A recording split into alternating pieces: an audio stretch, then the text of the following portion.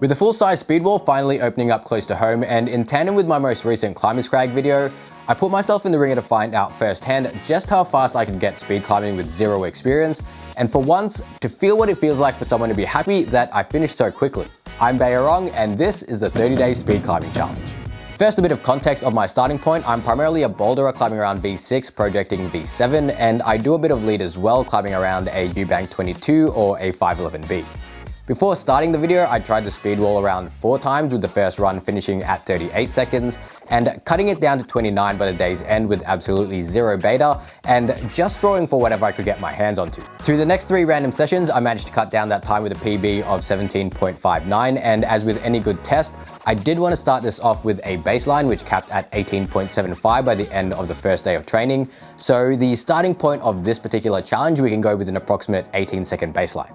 Now, I didn't really come into this challenge with a particular goal in mind other than just to see how fast I could actually get.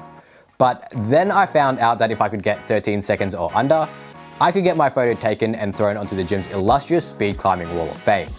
Now, me having a penchant for flair and showmanship, i.e. I'm a big fat show-off, decided what better way to finish off this video than if I could get my beautiful face slapped onto that golden corkboard.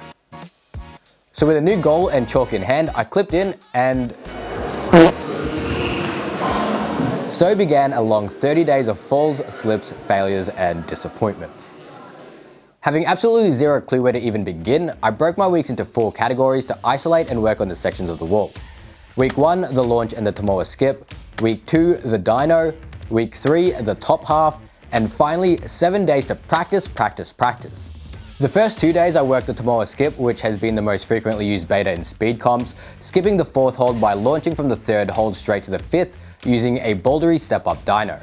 Making no progress on it whatsoever, I watched video after video to try and break down any mistakes I was making, starting more directly under the 5th hold rather than far off to the right as per Albert Oak's breakdown, and launching off the hands first before kicking off with the feet in a full double dyno after watching the slow-mo of Kirimal Katibin's record-breaking run, but still I just couldn't land the hold. I've probably tried this move over 100 times already and I'm yet to actually land it. I saw one of the Australian youth try it and she was able to manage to land it on her first try, so shout out to you, Maya. I figured I was just too weak to actually perform the move, so I added squats and explosive pull-ups as part of my training routine, but honestly, it felt like I wasn't really getting anywhere with the move. Now, knowing I only had 30 days to break 13 seconds, I spent day 3 reviewing my footage and breaking down the entire beta from 3 world record holders. Kirimal Katibin with a record of 5 seconds flat, Reza Alipur, who was the first to skip the 4th hold using the aptly dubbed Reza skip with a PB of 5.33, and Alexandra Miroslaw, who holds the current women's world record at 6.53 seconds, using the more conventional slingshot beta, which unlike the previous 2, utilizes the 4th hold.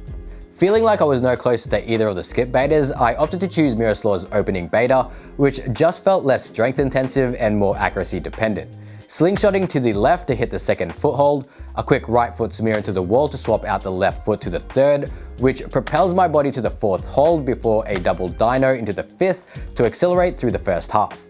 At the dyno crux, Miroslav opts for a double-handed catch, landing the right foot onto hold 14, whereas Reza and Kirimal opt for a more direct line up, landing the right foot on hold 13, which they dyno off of, catching the dyno hold with just their left and firing upwards to the finish.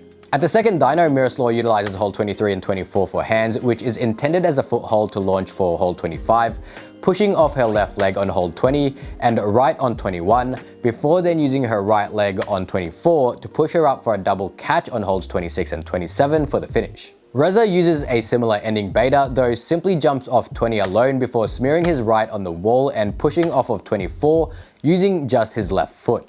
Kirimal, on the other hand, adds another hold skip towards the top, double hand catching 22, launching off of 20 to catch hold 25 with a left foot catch on 24. By day 4, I was starting to feel a lot more comfortable and a lot faster than before, focusing now more on not waiting for my foot to match my hand before leaving the hold. Something that felt unintuitive from a more traditional bouldering lead perspective, where you're wanting to maintain 3 points of contact for security. I also noted a massive power difference driving up off of hold 8 with my right leg instead of missing it completely and just smearing up the wall. Of course, things just couldn't go the way I wanted them to, and by day 7, carpal tunnel seemed to be settling in, and I started waking up with numb hands. But for the sake of entertaining some random strangers online and chasing that internet clout, I popped some ibuprofen and went back to work.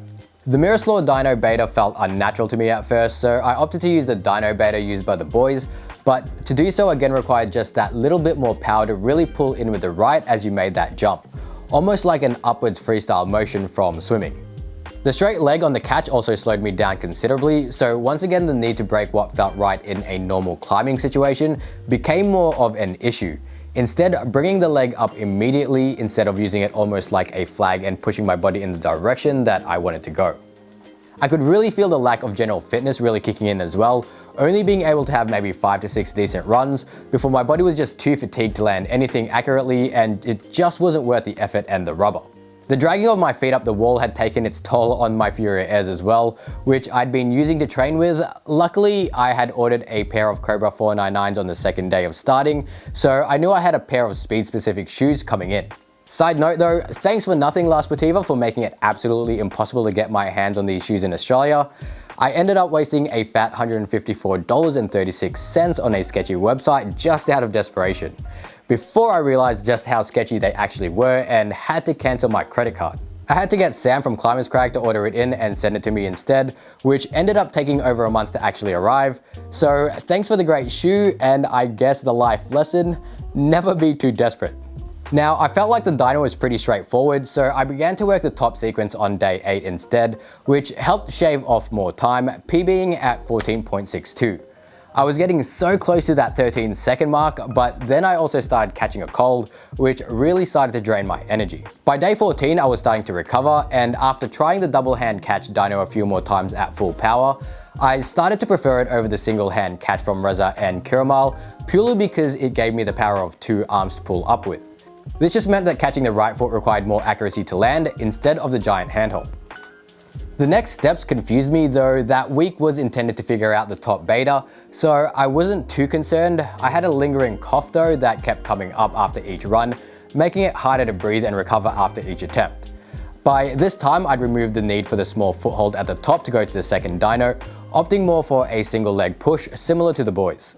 My Furia Airs had a gaping hole completely burned through by then, but again, despite the setbacks, I'd reached a new PB, running at about 80% effort, which felt smooth, but not necessarily fast. By the end of day 14, my time had cut down to 13.3 seconds. Just 0.3 more. On day 22, I learned about the Chinese top beta watching the Chamonix Speed Finals, where Kiramal Kadabin made the amazing 5-second flat run.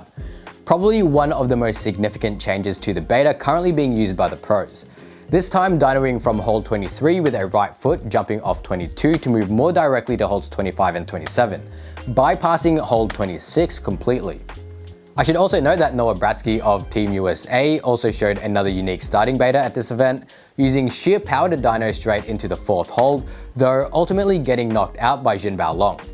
I gave this new beta pretty much one go before I changed back to the one I'd practiced. It felt marginally easier than the Tomoa skip, and running out of time, I needed to go for what I knew had worked for me previously. On day 22, with a relatively clean run and a few minor pauses, I hit 11.93 seconds, breaking for the first time sub 13. Nice. Making me eligible for the Wall of Fame. Despite hitting a new personal best and hitting my goal 8 days early, I still felt incomplete. I could see so much room for improvement, and I was so close to single digits. I'd reached my goal, but I still wanted to go faster. With 8 days left, I decided to set myself a new goal. Despite the staff knowing that I'd broken sub 13, I wanted to wait for the full 30 days and aim for sub 10. I knew my beta, I knew it was the least strength intensive way up the wall, and I knew it would be enough to break sub 10. I just needed to refine. Day 23, I began to make my final adjustments.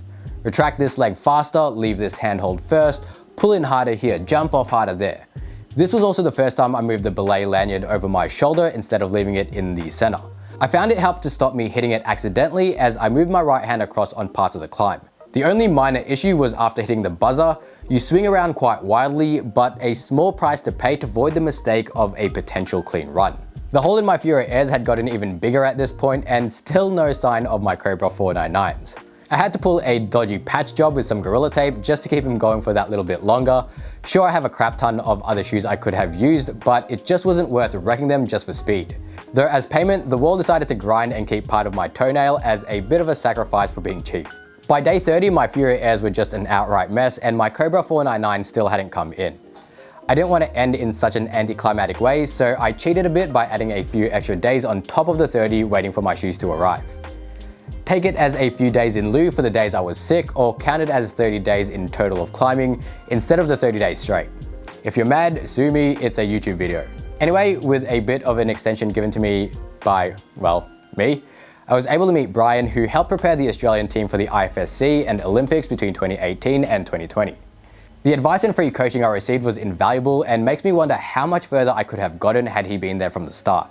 But what was done, and the micro betas were able to adjust my form a lot better, helping me drive more power through my legs and positioning me better through the route to make the next moves. By the end, as he watched my final run, he told me it's great to see how fast I could go when my form was so bad, just as a bit of encouragement. Not entirely sure how I feel about being called bad, but I'll take it. I know he just meant that my potential to go faster had a lot of room left as I continued to improve. Thanks, Brian. Anyway, with the arrival of my 499s, I took a couple of sessions just to break them in and just refine a couple more times before I gave it one final session.